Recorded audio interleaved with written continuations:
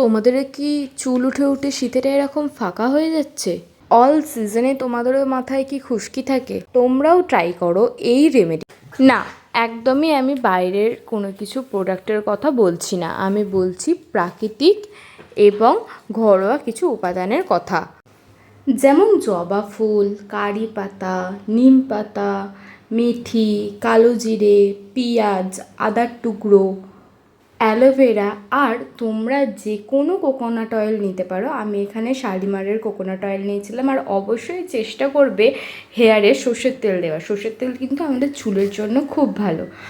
এবার বাটিতে থাকা অ্যালোভেরা জেলটা গ্যাসে চাপিয়ে ঠিক যেটুকুন নারকেল তেল দেবে সম পরিমাণ সর্ষের তেল দেবে, আর যে দিয়ে ভালো করে তেলটা গরম হওয়ার আগেই সব যে উপাদানগুলো বলেছি সেগুলো দিয়ে ভালো করে তেলটা ফুটিয়ে নেওয়ার পর ভালো করে মোটামুটি একটু ঠান্ডা হলে পুরো মাথায় চুলের আগা থেকে ডগা পর্যন্ত মাথায় মেখে নেবে।